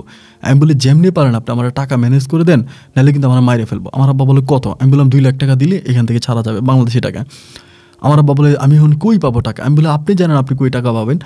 আমার আব্বা বলে ঠিক আছে তাহলে তুই আমার কালকে ফোন, কালকে না 2 ঘন্টার মধ্যে টাকা লাগবে, নাহলে ওরা আমার মারবে। ওই সময় যে মারতেছে ভাই, মানে এমন মারতেছে, জন্মের মারা কিন্তু মারতেছে, মানে প্রচুর মারতেছে। তা 2 ঘন্টার মধ্যে আমার আব্বা তখন টাকা থেকে জোগাড় করছে, কইরা টাকা পাঠাইছে। টাকা পাঠাবার আমাদেরকে এইখান থেকে ছাড়ার পরে এরপরে তুর্কি পর্যন্ত নিয়ে গেছে, তুর্কিতে। এবং তুর্কিতে আলহামদুলিল্লাহ সুষ্ঠুভাবে ঢুকতে পারছি। তুর্কিতে ঢুকার পরেই ওইখানে আরও প্রায় 15-20 দিনের মতো খুব খারাপ অবস্থার মধ্যে ছিলাম, খুবই খারাপ অবস্থা। এবং 15-20 দিন পরে তুর্কিতে গিয়া খারাপ অবস্থার মধ্যে 15-20 দিনের পরে মোটামুটি ওইখানে একটা কাজ পাই, মানে 2-1 টাকা ইনকাম করার মতো একটা সুযোগ পাই। তো ওইখানে যখন কাজ পাই, ওইখানে কাজ করতেছি, টাকা কিন্তু আর পাইলাম না, মানে 1 টাকাও কিন্তু সাথে ছিল না। কাপড় চোপড়গুলো পর্যন্ত মনে হয় যেন একরকম হাফ প্যান্ট পরে ওই দেশে এসে ঢুকছি। তো 1 মাস কাজ করার পরে বেতন পেয়ে তখন আস্তে আস্তে করে আমি তখন আমার আব্বার সাথে যোগাযোগ করার চেষ্টা করি। আমার আব্বার নাম্বারটা আমার মুখস্থ ছিল, কিন্তু সাদিয়ার নাম্বারটা মুখস্থ ছিল না। আমার ফোনটাও কিন্তু নিয়ে গেছে, সাদিয়ার নাম্বারটা ওর মুখস্থ ছিল না। মুখস্থ না থাকারও কারণ আছে, সাদিয়া কিন্তু কয়েকদিন পর সিম চেঞ্জ করতো, কারণ মানুষের প্রচুর পরিমাণে ডিস্টার্ব করতো ওর নাম্বার প্রচুর ভাইরাল হয়ে যেত। এই জন্য নিয়ে যাওয়ার কারণে তখন সিম চেঞ্জ করতো। বারবার সিম চেঞ্জ করার কারণে ওর সাথে আমার যোগাযোগ খুবই কম হতো, মানে যোগাযোগ কম হইতে বলতে ওর নাম্বারটা আমার মুখস্থ থাকতো না। কিন্তু আব্বার নাম্বারটা তো এটা আমার নাম্বার, আমি যে নাম্বারটা দেশে ব্যবহার করতাম এটা আব্বার দিয়ে আসছে, তো এই জন্য আব্বার নাম্বারটা আমার মুখস্থ ছিল। ওইখানে আসার পর আব্বার লগে যোগাযোগ করলাম। যোগাযোগ করার পর আমি তখন আব্বারে বললাম, আব্বা তুমি আমার একটু সাদিয়া নাম্বারটা নিয়ে দাও, আমি একটু সাদিয়ার লগে কথা কমো। আমার আব্বা তখন আমার বলতেছে, ভুলেও এই কথা মুখ থেকে বের করবি না। আমি তখন বললাম, কী ব্যাপার, ভুলেও এই কথা মুখ থেকে বের করবো না মানে আমি সাদিয়ার সাথে কথা বলবো না? আমার আব্বা বলে, না তুই কখনোই সাদিয়ার সাথে কথা বলবি না এবং এটা তুই ভুলে যা।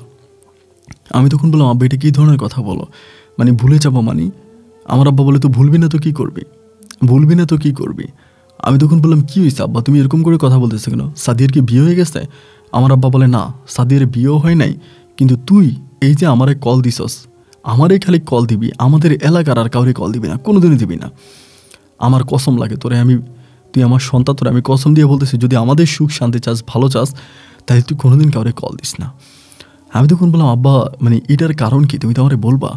আমার আব্বা বলে, তুই মৃত। আমি বললাম, আব্বা আমি মৃত মানে? আমি তো তুর্কিতে আসছি, খুব ভালো অবস্থান আছে, টাকা পয়সা ইনকাম করতেছি, তাহলে আমি মৃত কীভাবে হলাম? আমি তো জীবিত, তুমি আমাকে মৃত বলতেছো কেন? আমার আব্বা বলে, তুই আমাদের কাছে মৃত। আমি বলি, আব্বা আমি তোমার কথা কিছু বুঝি নাই। আমার আব্বা বলে, যখন তুই এভাবে হারিয়ে গেছিল হঠাৎ করে, তোর মা তোরে খুঁজতে গিয়ে গাড়ি অ্যাক্সিডেন্ট করে এবং গাড়ি অ্যাক্সিডেন্টে তোর মায়ের অবস্থা খুব খারাপ হয়ে যায়, ইমিডিয়েটলি অপারেশনেরও দরকার হয়। আমার কাছে কোনো টাকা ছিল না। আমি তখন চেয়ারম্যানের হাতে পায়ে ধরে চেয়ারম্যানকে বলে, আমাকে টাকা দেন। চেয়ারম্যান আমাকে সুদের উপরে টাকা ঠিকই দিছে, তবে দেওয়ার পরে আমাকে উনি কসম কারাইছে এখানে কিছু লোকের সামনে যে আমি যাতে কোনো দিনও তোকে ওনার মেয়েকে বিয়ে না করাই এবং ওনার মেয়েকে আমি বিয়ে না করাই, এটা তখন আমাকে ওয়াদা করছে। ওইখানে ওয়াদা করাইছে, আমি 8-10 জন মানুষের সামনে ওয়াদা করছি যে ঠিক আছে আমি তোকে ওনার মেয়েকে বিয়ে করাবো না। এবং এই কথার উপরে উনি আমাকে সুদের উপরে টাকা দিছে এবং ওনার কাছ থেকে আমি সুদের উপরে টাকা আনছি, যদিও এই টাকা আমাকে এখনও দিতে পারি নাই। আমি বললাম, তারপর? আমার আব্বা বলে, তারপর যখন তুই হঠাৎ করে কোন দেশে গিয়ে আমাকে ফোন দিয়ে টাকা চাইলি 2 ঘন্টার ভিতরে, তখন তো আমি বিপদে পড়ছি। আমি 2 ঘন্টার ভিতরে তোকে টাকা না দিয়ে বলে তোকে তো এখানে মেরে ফেলবি। একইভাবে আমি তখন দৌড়িয়া চেয়ারম্যানের কাছে গেছি। চেয়ারম্যানের কাছ থেকে আমি তখন বললাম যে এই ঘটনা, আমার ছেলে তো বিপদে পড়ছে। চেয়ারম্যানের বৈঠকখানায় বসে আছে। চেয়ারম্যান তখন বলে, আমি টাকা দিব এক শর্তে, আমার টাকা ফিরিয়ে দেওয়া লাগবে না, কিন্তু শর্ত আছে, তোমাকে কোরআন শরীফে হাত দিয়ে শপথ করে বলতে হবে, তুমি সবার কাছে বলবা যে তোমার ছেলে মারা গেছে। আমার মেয়ের বিয়ে দেওয়ার আগ পর্যন্ত পৃথিবীর একটা কাক পক্ষীও জানতে পারবে না যে তোমার ছেলে বেঁচে আছে। তোমার ছেলে যে দেশে আটকাইছে ওই দেশে তুমি সবার কাছে বলবা যে তারা মেরে ফেলছে, তার সাথে তোমার কোনো যোগাযোগ নেই, সে মারা গেছে। ওইখানে লোকের মাধ্যমে তুমি খবর পাইছো এবং তার লাশ খালে পুকুরে যেখানে সেখানে ফালাই দিছে, এটা তুমি সবাইকে বলে দিবা। তোমার ছেলে বাইচে আছে এটা তুমি কাউরে বলবা না, এবং তুমি যদি এই কথা বলো তাহলে আমার মেয়েটার আমি বিয়ে দিব, এবং আমার মেয়ের বিয়ে হয়ে গেলে, তার সন্তানাদি হলে, তার সংসারটা স্থায়ী হয়ে গেলে, এরপরে তুমি সবার কাছে বলবা যে তোমার ছেলে বাইচে আছে বা এটা তোমার পরের ইচ্ছা। কিন্তু আমি বলার আগ পর্যন্ত, আমার মেয়ের বিয়ে হওয়ার আগ পর্যন্ত তুমি কোরআনে হাত দিয়ে শপথ করে বলো যে তুমি বলবা তোমার ছেলে মারা গেছে এবং তোমার ছেলে ওই দেশে মারা গেছে, তোমার ছেলে জীবিত না, এটা তুমি বলবা। আমার আব্বা বলতেছে, আমি তখন চিন্তা করলাম কি করব, যদি চেয়ারম্যানের কাছ থেকে টাকা না নেই তাও কিন্তু তোর ওখানে মারে ফেলবে। আসলে কিন্তু মাইরে ফেলছে, অনেক বাঙালির কিন্তু মাইরে ফেলছে, এটা জানি না কেউ বিশ্বাস করবে কিনা। অনেক বাংলাদেশি বাইরে গলার মধ্যে পাড়া দিয়ে মাইরে ফেলছে, গুলি করে মাইরে ফেলছে। আমারও কিন্তু মাইরে ফেলতো টাকা না দিলে, সত্যিই মাইরে ফেলতো। আমার আব্বা বলে, একদিন চিন্তা করছি তোরা যে জায়গায় দৌড়ছে সবাই বলে তোরা মাইরে ফেলবো, তোদের তো মাইরেও ফেলতে পারতো। চিন্তা করলাম এমনিও তুই মরা, অমনিও মরা, এমনি যদি মরস, তুই যদি ওই দেশে মরে যাস তাহলে তোকে সারা জীবনের জন্য হারাইলাম। কি যদি সাদিয়ার কাছে তুই মারা যাস তাহলে শুধু সাদিয়ার কাছে তুই মরা, কিন্তু আমাদের সবার কাছ থেকে তুই জীবিত। একটা সময় হয়তো সব কিছু ঠিক হবে। ওই পরিকল্পনা করে চেয়ারম্যানের কাছ থেকে টাকা নিয়ে আমি তোরে দিচ্ছি, বাবারে তুই যদি কোনোদিন আমার কথার বাইরে গিয়া সাদিয়ার সাথে যোগাযোগ করস বা এলাকার কোনো লোকের সাথে যোগাযোগ করে তুই যদি বলস তুই বাইচে আসস, তাহলে তোর বাপের মরামুখ দেখবি, তোর বাপের মরামুখ দেখবি, তোর মায়েরও মরামুখ দেখবি। এক রশিতে আমরা স্বামী স্ত্রী ঝুলে যাব। আমি তখন বললাম, বাবা এটা কী ধরনের কথা বলতেছো তুমি? আমার আব্বা বলে, আমি যা বলছি তাই, তুই আমার কথার বাইরে যাইতে পারবি না, আমার কথার বাইরে গেলে তোর মা আর আমি এক রশিতে ঝুলে যাব। আমি তখন পড়ে গেলাম মহা বিপদে। আমার আব্বা গরিব হতে পারে, কিন্তু আমার আব্বা এত শক্ত মনের মানুষ, মুখ থেকে যেটা বলবে সেটাই করবে, মুখ থেকে যেটা বলবে আমার আব্বা সেটাই করবে। আমি তখন কি করব কোনো কিছু বুঝতে পারতেছিলাম না, চোখের পানি তখন টলমল করতেছিল। আমি কার কাছে সাদিয়া নাম্বার পাবো, কাউরে ফোনও করতে পারি না সাদিয়া নাম্বারের জন্য। পাগলা কুত্তার মতো আমার জীবন থেকে 6টা মাস কেটে গেল। এই 6 মাস আমার সাদিয়ার সাথে কোনো যোগাযোগ নেই। শুধু সাদিয়া না, আমার মায়ের আর বাবার ছাড়া আমি কারোর সাথে কথা বলি না। এও জানতে পারি এই 6 মাসের মধ্যে চেয়ারম্যান নাকি নিজে দায়িত্ব নিয়ে আমার ওই প্রতিবন্ধী বোনটাকে একটা ভালো জায়গায় বিয়ে পর্যন্ত দিয়ে দিছে, সে নিজে দায়িত্ব নিয়ে। এবং আমার মায়ের চিকিৎসার জন্য সুদের উপরে যে টাকা নিয়েছে সেই টাকাও নাকি সে নেয় নাই আমার আব্বার কাছ থেকে। আমাকে যে টাকা নিয়েছে ওই টাকাও নেয় নাই। এবং তার মেয়েকে সে বিয়ে দেওয়ার জন্য অনেক চেষ্টা করতেছে। আমি জানি না মেয়েকে বিয়ে দিছে কি দেয় না, আমার আব্বা এটা আমাকে বলে না। লাস্ট 6 মাস পর আমার আব্বা হঠাৎ করে বলতেছে সাদিয়ার বিয়ে হয়ে গেছে, সাদিয়ার বিয়ে হয়ে গেছে। আমি তখন বলি তাহলে আমি সবার সাথে এখন ফোনে যোগাযোগ করি। আমার আব্বা বলে না, তার সংসারটা এখনও বসে নাই, তার সংসারটা বসা পর্যন্ত তুই কারো কাছে বলতে পারবি না, কিন্তু সাদিয়ার যেহেতু বিয়ে হয়ে গেছে আমি তোরই বিয়ে করাই দিব। আমি তখন বললাম আব্বা আমি তুর্কিতে, আমি কীভাবে বিয়ে করবো? আমার আব্বা বলে মোবাইলে বিয়ে হয়, মোবাইলে বিয়ে হয়, আমি তোর মোবাইলে বিয়ে করাবো। আমি এক জায়গায় একটা মেয়ে দেখছি, ওই মেয়েরে তোমার মোবাইলে বিয়ে করাবো। আমি তখন বললাম তো মোবাইলে যখন তুমি আমার বিয়ে করবা এটা কি আমাদের এলাকার লোকজন জানবে না? আমার আব্বা বলে না, কেউ জানবে না, আমি মেয়ের বাবারে ওইভাবে বইলা শুকইয়া আমি তোর বিয়ে করাবো। এবার বাবা ভিডিও কলের মাধ্যমে আমাকে 2017 দিকে, 17 লাস্টের দিকে তখন আমারে শান্তা নামের একটা মেয়েকে আমাকে বিয়ে করায় সিলেটের, তা ভিডিও কলের মাধ্যমে শান্তাকে আমি তখন বিয়ে করি। তার আমি অবশ্যই এটার জন্য প্রস্তুত ছিলাম না, কিন্তু আমার আব্বা ওই সময় এটা সম্পূর্ণ নিজের দায়িত্বে নিয়ে কাজটা করি। এটা যখন আমি করার পরে এই মেয়ের মানে বাড়ি, অরিজিনাল বাড়ি হচ্ছে কুমিল্লাতে শান্তার, আর তার নানার বাড়ি হচ্ছে সিলেটে। সে সিলেটে থাকতো, এখান থেকে পড়াশোনা করতো, বাট অরিজিনাল বাড়ি কুমিল্লাতে। তার বাবারে আমার আব্বা কী বইলে ফিটিং দিছে বা কী বইলে কী করছে এটা একটা কাকপক্ষীয় টের পাই নাই। আমি যে বিয়ে করছি মোবাইলের মাধ্যমে শুধু আমার আব্বা আম্মা আর ওর পরিবারে জানছে, আমাদের এলাকার কোনো মানুষ জানতে পারে নাই। তো যাই হোক, এরপরে 2017 যখন 18তে আসলো তখন আমি অনেক টাকা ইনকাম করি তুর্কিতে। তখন এই ভিতর থেকে কেমন জানি সমস্ত স্বপ্নগুলো মরে যাচ্ছে যে এটা কী ধরনের কথা, আমি তো এটা করব না, আমি আর কত বিদেশের মাটিতে পড়ে থাকবো। আমি তখন দেশে যাব পরিকল্পনা করলাম, জানি সাদিয়ার বিয়ে হয়ে গেছে, তাইলে তো দেশে গেলে সমস্যা নাই, আমি দেশে চলে যাব, ধরা দিয়ে তুর্কিতে ধরা দিয়ে চলে আসবো, আমার ইতালির স্বপ্ন দরকার নাই, আমি ইতালিতে যাব না। আমি পরে আর ইতালিতে গেলাম না। ইতালিতে না গিয়া আমি ওইখান থেকে দেশে ব্যাক করলাম। ব্যাক করার পর এয়ারপোর্টে আমার আব্বা আম্মা আসছে, আইসা আমাকে নিয়ে সরাসরি ভাই কুমিল্লাতে চলে গেছে। যে মেয়েটা আমি বিয়ে করছি ওই মেয়ের বাড়িতে চলে গেছে, আমার সিলেটে নিয়ে যায় নাই, কুমিল্লাতে নিয়েই ওই রাতেই আবার নতুন করে আমাদের বিয়ে হয়েছে শান্তার সাথে। বিয়ে হইতে ওই রাতেই আমাদের বাসর, যেদিন বিয়ে ওই দিনে বাসর।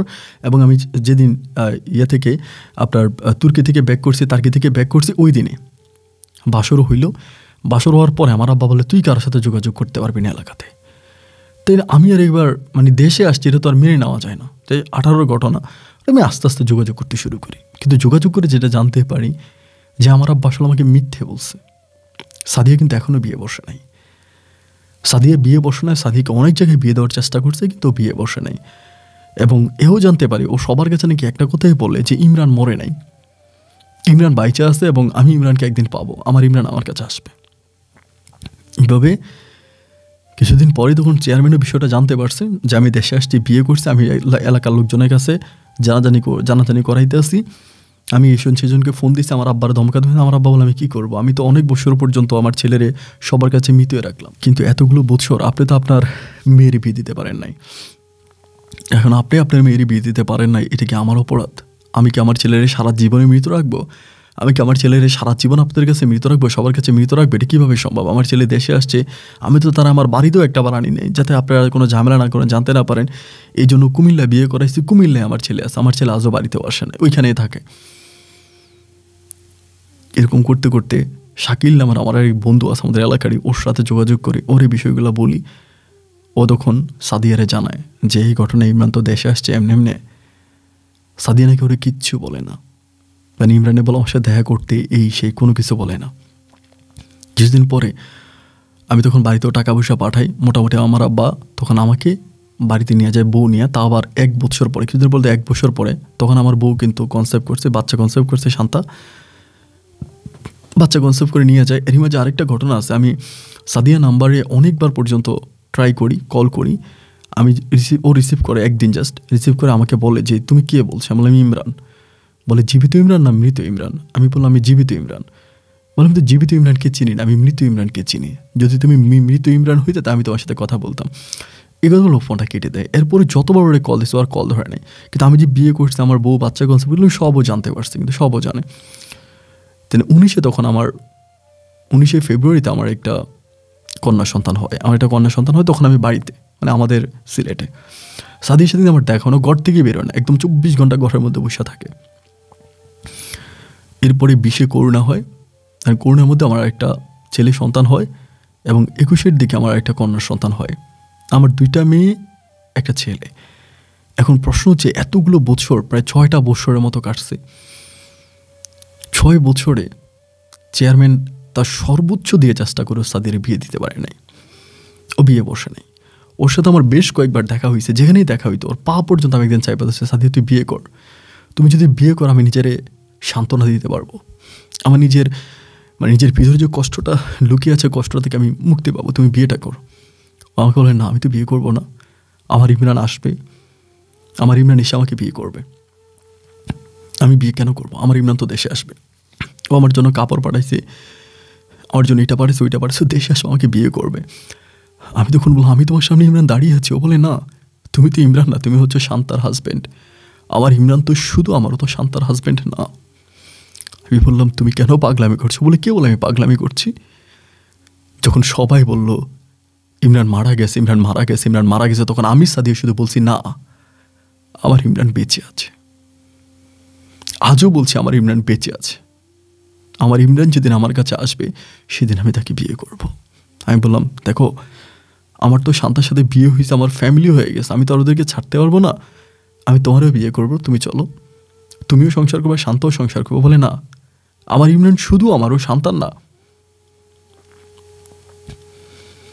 আমি একদিন এটা পর্যন্ত বলছি যে আমি আত্মহত্যা করব, তুমি যদি বিয়ে না বসো। আমাকে বলে, তুমি কে? তুমি আত্মহত্যা করো না করো এতে আমার কিচ্ছু যায় আসে না, আমি তো তোমাকে ভালোবাসি না, আমি ইমরানকে ভালোবাসি, যে ইমরান ওমানে গিয়েছে, এবং ওমানে গিয়ে আমার জন্য শাড়ি, চুড়ি, গয়নাঘাটি পাঠাইছে, সব আমি যত্ন করে রেখেছি। ও আমাকে বলেছে আমাকে এসে বিয়ে করবে, আমি এখনও তার জন্য মাঝে মাঝে বউ সাজি, আমি এখনও গভীর রাতে তার জন্য বউ সাজি, তার জন্য কান্নাকাটি করে আল্লাহর কাছে প্রার্থনা করে, আল্লাহ আমার ইমরান যেন তাড়াতাড়ি আমার জীবনে ফিরে আসে। তো কে বলল আমি তোমাকে বিয়ে করব? আমি তোমার ইমরানকে বিয়ে করব। 2018 আমি বিয়ে করলাম, 19, 20, 21, 22, 23, প্রায় 24 চলতেছে। 6 থেকে 7 বছরের মতো ও আর বিয়ে বসলো না। চেয়ারম্যান হার্ট অ্যাটাক করছে, শুধু মেয়ের টেনশানে হার্ট অ্যাটাক করে তিনিও এখন অসুস্থ অবস্থায়। আমি চেয়ারম্যানের কাছে যাই, কথাবার্তা বলি, চেয়ারম্যানও রাজি আছে, চেয়ারম্যানের বউ রাজি আছে, ঠিক আছে আমার কাছে সাদিয়াকে বিয়ে দেখ, সাদিয়া যদি আমাকে বিয়ে করে চেয়ারম্যানের কোনো আপত্তি নেই, আমার 2টা বউ থাকবে, চেয়ারম্যান তাতেও রাজি আছে, কিন্তু সাদিয়া আমাকে বিয়ে করার জন্য রাজি নেই। আপন ভাই, আমি আপনার কাছে কথাগুলো বলার সবচেয়ে বড় কারণ হচ্ছে, আমি কিছুদিন আগে জানতে পারছি সাদিয়া নাকি আপনার গল্পগুলো শোনে।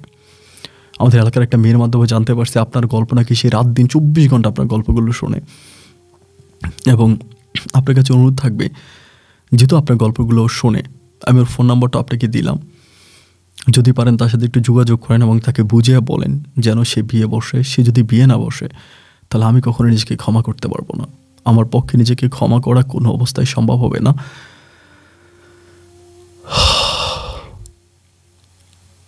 আজও আমি প্রতিটা রাতে আমার বিবেকের দরজায়, আমার বিবেক আমাকে এসে আমার গলা চেপে ধরে, আপনভাবে আমি নিঃশ্বাস নিতে পারি না।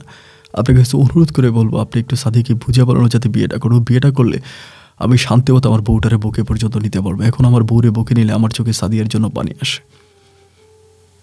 আপন ভাই, অনুরোধ রইল আপনি সাদিকে একটু ফোন করবেন। ভালো থাকবেন, আসসালামু আলাইকুম।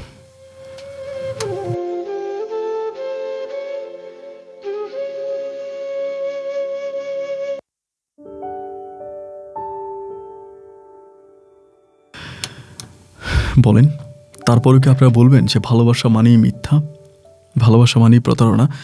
আচ্ছা, যাই হোক, আমি এখানে কিছু বিষয় বলে রাখি। আমার আসলে সাদিয়ার কথাগুলো আমার মন চাচ্ছিল আপনাদেরকে শোনানোর জন্য, ভীষণ ইচ্ছা করতেছিল, কিন্তু যেহেতু আমি বরাবরের মতো আমি আমার নিয়ম ভঙ্গ করি না, আমি যাদের গল্প তাদেরকে সবসময় আমি হাইড রেখে গল্প প্রচার করি, নাম ঠিকানা অনেক কিছুই হাইড করি, যদিও ওই গল্পের নাম ঠিকানা খুব কমই হাইড করা হয়েছে। তো সাদিয়ার কথাগুলো মানে যেই কথাগুলো সে ইমরানকে বলেছে সেম কথাগুলো সে আমাকেও বলেছে। তার ইমরান বেঁচে আছে, তার ইমরান বিদেশে আছে, একদিন আসবে, এসে তাকে বিয়ে করবে, সেই ইমরানের জন্য অপেক্ষা করছে। আমি বললাম যে এগুলো তো আপনার পাগলামি। ও বলে দুনিয়াটাই তো পাগলের খেলা, দুনিয়াতে ভালো কে? আমি আপনার গল্প শুনিয়ে ভালো লাগে, যদি আপনি বলেন যে আপনার গল্প না শোনার জন্য শুনবো না, আর আপনি যদি আরেকবার ওই শান্তার জামাই নিয়ে আমার সাথে কোনো কথা বলেন, তাহলে আমি আর আপনার গল্প শুনবো, আপনার সাথে কথা বলবো না বলে সে লাইনটা কেটে, এবং ফোনটা তার আজ অবধি পর্যন্ত বন্ধ। আমি গল্পটা রেকর্ড করার আগেও তার নাম্বারটাতে ট্রাই করেছি এবং নাম্বারটা এখন পর্যন্ত বন্ধ। তো একটা কথাই আসলে বলবো, আজ ইমরান যা বলতেছে আমার কাছে বা যত কান্নাকাটি, ইমরানও অনেক কান্নাকাটি করেছে। তো এতে কিন্তু লাভটা কী হলো? আপনি একটা জিনিস বুঝেন, আমরা কেমন জানি, কথাগুলো একটু মনোযোগ ভাবে নিবেন প্লিজ, কথাগুলো একটু শুনবেন। আমরা মানে দিনে দিনে আমরা জানি কেমন হয়ে যাচ্ছি, মানে যে জিনিসটাকে আমরা পেয়ে যাই এটাকে আমরা মূল্যায়ন করি না, আর যে জিনিসটাকে আমরা পাই না এটা পাওয়ার জন্য আমরা মরিয়া হয়ে উঠি। যখন ইমরান দেখেন ওমানে যাওয়ার পরে কিন্তু ভালো টাকা ইনকাম করছে, যে মাছ ধরে ট্রলার দিয়ে ভালো টাকা ইনকাম করছে, তো তার ভিতরে লোভ ঢুকে গেছে, তার ভিতরে তার ভালোবাসার মানুষের চেয়ে অর্থের লোভটা বেশি ঢুকে গেছে, যার জন্য সে ভালোবাসার মানুষটা ছিল অর্থের পিছনে দৌড়াইতে গেল। দেন কি হলো? সাদিয়াকে হারাইলো। আজকে সাদিয়ার বাবা একইভাবে সমাজের প্রতিপত্তি সম্পত্তিওয়ালা ভালো বংশধর ছেলে খুঁজতে গিয়ে ইমরানের কাছে বিয়ে দিল না। তাতে কি হইলো? নিজের মেয়ের জীবনটা তো নষ্ট হলো, সাথে তার বাবা মায়ের জীবনটাও শেষ হয়ে গেল। এই চেয়ারম্যান মেয়ের টেনশন স্টক করছে এবং সে ঘরের মধ্যে এখন ঘরবন্দি, ঘর থেকে বেরোচ্ছে না।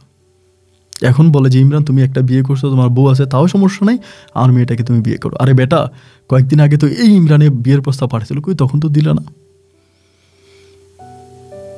ঠেলায় পড়লে বাবাজি।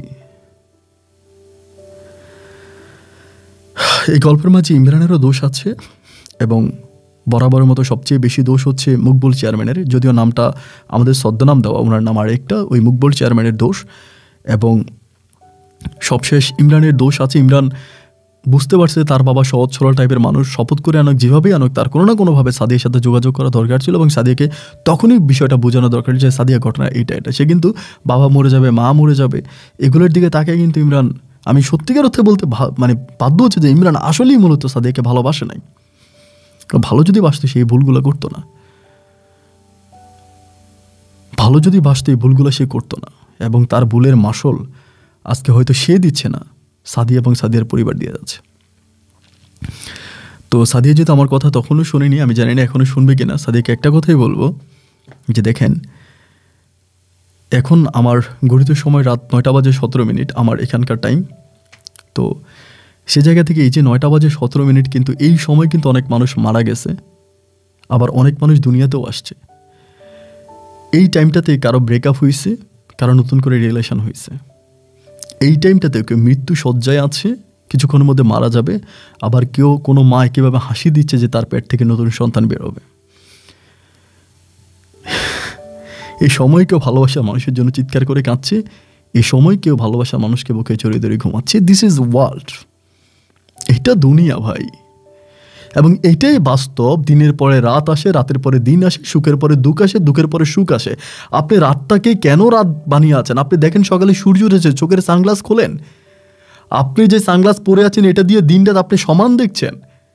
সাদিয়া চোখের সানগ্লাস খুলে আপনি একবার তাকায় দেখেন যে দিন আছে, সূর্য উঠেছে। আপনি নিজের মতো করে আপনার দুনিয়াটাকে আপনি তৈরি করে একটা গিমটির মধ্যে পড়েছেন। বুঝলাম ইমরান অপরাধ করেছে, কিন্তু শাস্তি তো আপনি ইমরানকে দিচ্ছেন না। ইমরান কিন্তু সংসার করতেছে, সন্তান হয়েছে, আফটারঅল ভালো আছে। আমি আপনাকে এই কথাগুলো হয়তো ফোনে বলতাম, আপনি আমাকে বলার সুযোগ দেন নাই। আপনি কাকে শাস্তি দিচ্ছেন? ইমরানকে? নেভার। আপনি শাস্তি দিচ্ছেন নিজেকে। আপনি আপনার বাবা মাকে শাস্তি দিচ্ছেন? মোটেও না। আপনার বাবা মা দুদিন পরে এমনিই মারা যাবে, আপনি শাস্তি নিজেকে দিচ্ছেন। আর যে নিজেকে নিজে শাস্তি দেয়, যে নিজের শরীরে আঘাত করে, সে পাগল। ভালো কোনো মানুষ, আমি কিন্তু ব্লেড দিয়ে আমার হাত কাটবো না। কাটবো কখন? কাটবো যখন আমি নেশা করবো, পাগল হয়ে যাবো, তখন কাটবো। তো আপনি নিজে পাগল, আপনি সাইকো, আপনি নেশার মধ্যে আছেন, বেরিয়ে আসেন। ইমরান অপরাধ করছে, তার শাস্তি আল্লাহ অবশ্যই দেবে তাকে, কিন্তু তার শাস্তি কেন আপনি নিচ্ছেন? বুঝলাম আপনি ইমরানের জন্য টাকা পাঠাইছেন, তারা বিদেশ পাঠিয়েছেন, অনেক কিছু করেছেন,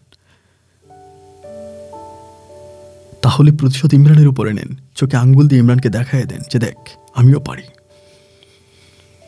ইমরানের জন্য না হোক, আমার সাবস্ক্রাইবারদের জন্য হলেও অ্যাটলিস্ট আপনি আমার গল্প শোনেন, আমার জন্য হলেও আমি ব্যক্তিগতভাবে আপনাকে অনুরোধ করবো, কারণ আমার গল্প যারা শোনে তারা আমার কথা শোনে।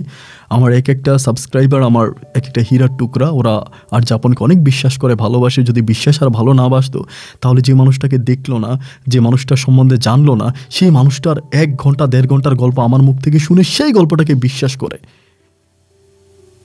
তাদের মতো ভালো মানুষই দুনিয়াতে নেই। আমার প্রত্যেকটা সাবস্ক্রাইবার টু সে যে আমার প্রত্যেকটা সাবস্ক্রাইবার এক একটা হীরার টুকরা, কারণ যারা আমার মুখের কথাকেই বিশ্বাস করে, কোনো প্রমাণ চায় না। তো সেজন্য বলবো আপনিও আমার কাছে তেমনই, আমার রত্নের বোন, আপনাকে বোন করে ডাকি, আপনি প্লিজ বিয়ে করে ইমরানের জন্য না হোক অন্তত আপনার নিজের জন্য হলো বিয়ে করেন, একটা সংসার করেন, ভালো থাকতে পারবেন। ইমরান হয়তো আমার কাছে বলেছে ও ভালো নাই, আসলে এটা মিথ্যা কথা, ইমরান এখনও ভালো আছে। ভালো যদি না থাকতো 2 মেয়ে আর 1 ছেলের বাবা হইতো না। সবাই ভালো থাকবেন, সুস্থ থাকবেন, এই শুভকামনায় আজকের মতো এখানেই বিদায়। দেখা হবে অন্যদিন অন্য কারো বাস্তব জীবনের গল্প নিয়ে। আল্লাহ হাফেজ অ্যান্ড